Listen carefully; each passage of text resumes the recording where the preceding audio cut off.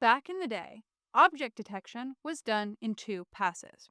First, you scanned the image for regions of interest. Then, you did a second pass just within those regions for the actual classification and localization of objects.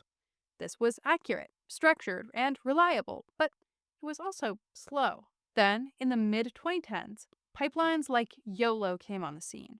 Fast, dense object detectors that could predict bounding boxes and classes directly over the entire image in one forward pass. The issue was they were far less accurate and far more prone to missed detections and false positives.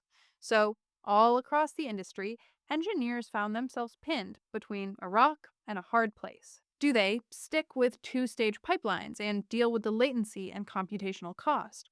Or do they embrace the future and switch to one-stage detectors, but then have to clean up after the instability and accuracy gaps?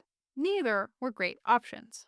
One of the teams feeling this pinch was the AI research division at Facebook, now Meta.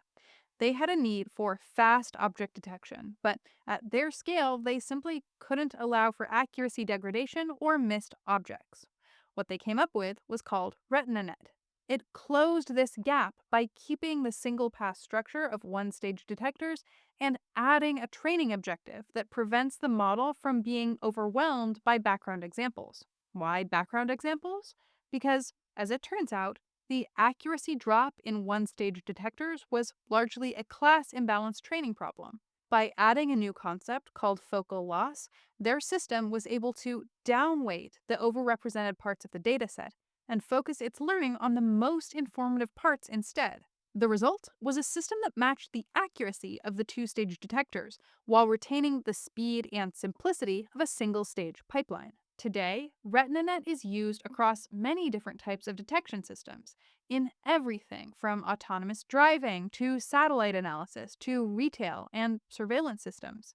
And not just as a standalone model, but as a base to build on top of. And that brings us to today's paper. Like so many others, these authors are building a new pipeline on top of RetinaNet. But here, they're applying it to a domain we don't often see: brain tumor detection. They're introducing a system called Brain-RetinaNet.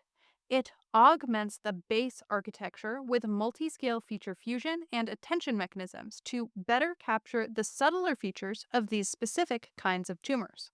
On today's episode of Journal Club, we'll walk through the baseline RetinaNet architecture, then look at the specific modifications introduced by the authors, and then explain how those changes translate into improved detection performance. If you're already subscribed to our email newsletter, then you'll be getting this episode in text, audio, and video form delivered to your inbox in the next few hours. Journal Club, the latest academic research explained in plain English.